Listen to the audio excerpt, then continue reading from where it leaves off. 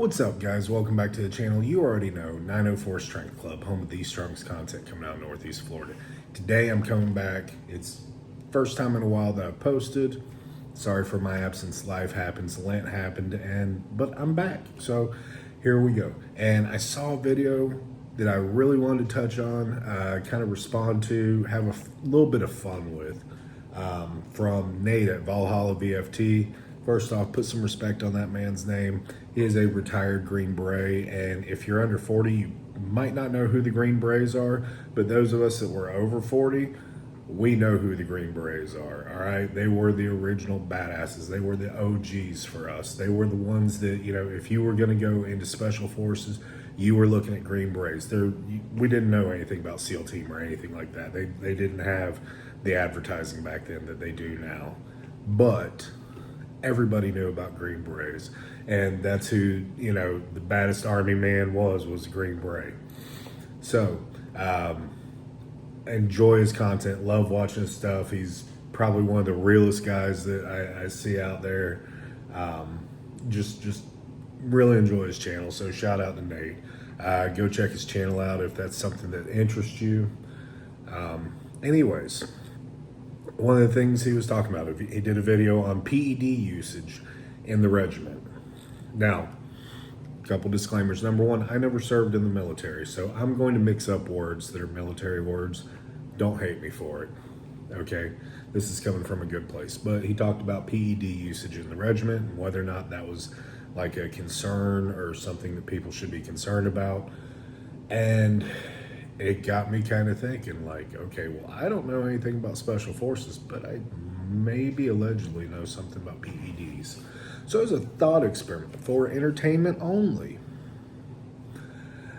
what if I got to do a super soldier stack? What if in some alternate reality, the federal government came to me and they said, Justin, you are the world's sharpest mind on this. What is it that we need to give our operators so that they are the highest level, best in the world, and they will have that much more of an advantage over anybody else? And I came up with it. So here we go. Also, I won't be discussing doses, and we're just going to play along in the realm of make-believe where side effects kind of get to be mitigated because we're going to spread it out statistically. So, number one, testosterone, of course. Everything starts with testosterone.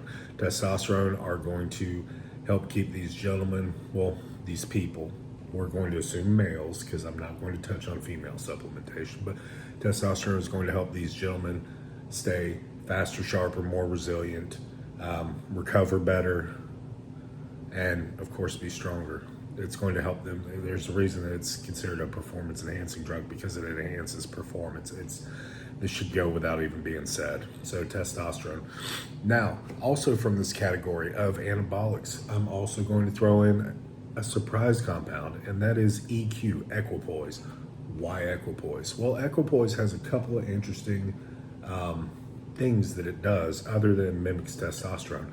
Number one, it helps offset E2 production. So there is an aromatase inhibiting property within equipoise that helps keep you from aromatizing as much testosterone over to estrogen. Don't want to get carried away with it, because too little estrogen is potentially even worse than too much estrogen, but we do need to keep that in check. Number two, it also typically boosts your red blood cell count a little bit more than what test does.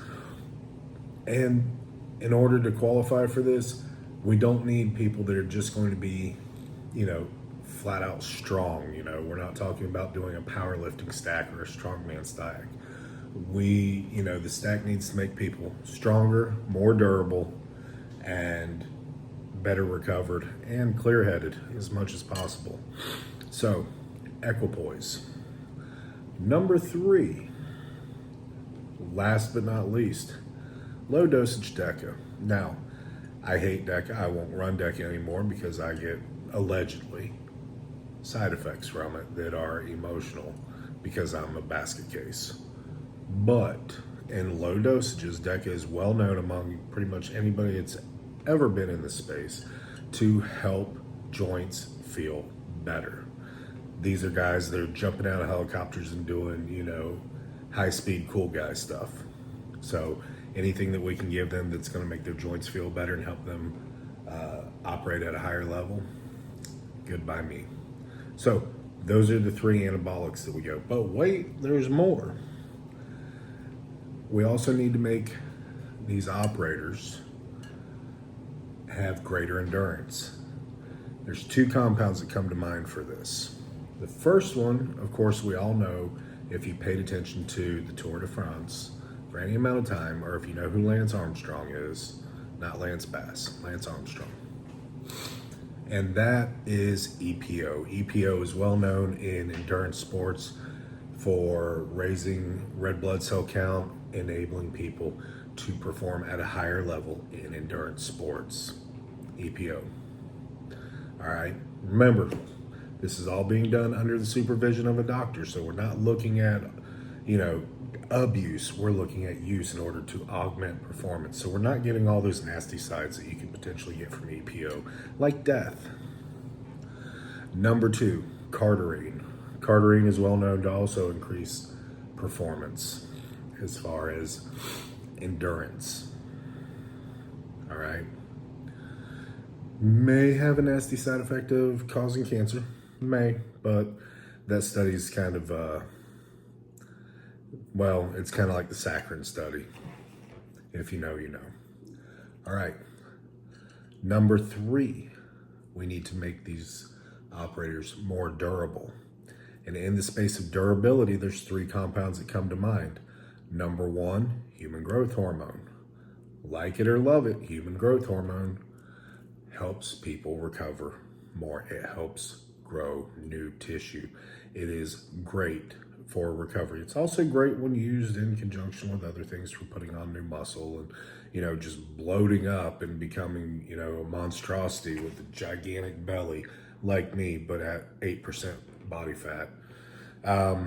But under not being horribly abused, growth hormone is great for recovery.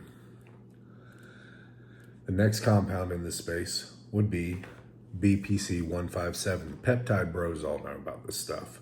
BPC 157 has a documented history of being great for recovery. It's typically injected locally, but there is evidence that systemic concentration of it can help with recovery, especially when you're talking about systemic fatigue. We're not talking about recovering from a particular injury. We're talking about just having it at a systemic level to help people recover more from doing high-speed cool guy stuff. Number 3 is TB 500. Also, peptide bros are all over this one. BPC 157 and TB 500 are well known to work in synthesis. This is one of those 1 + 1 = 3 scenarios, to where you put a little bit of BPC 157 and a little bit of TB 500, and you get a lot of healing effect, allegedly. All right. Now, we've addressed making them stronger. We've addressed increasing endurance, and we've addressed durability. The last thing that I think we should address, of course, is overall mental clarity. And I think in this space, you might be looking at something along the lines of a beta blocker, something that's known to help quell anxiety, help keep people a little bit more clear-headed. Well known among, mathletes and people that rely on being mentally sharp to perform.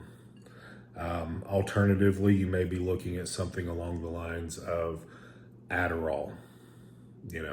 Adderall is known to help people focus. So there's my super soldier stack. We're going to do either an Adderall or a beta blocker. We're going to do human growth hormone, TB 500, BPC 157. We're going to do EPO and cardarine, and then we're going to do testosterone, equipoise, and low dosage of DECA. So once again, shout out to Nate at Valhalla VFT. Love your stuff, and we'll see you on the next one.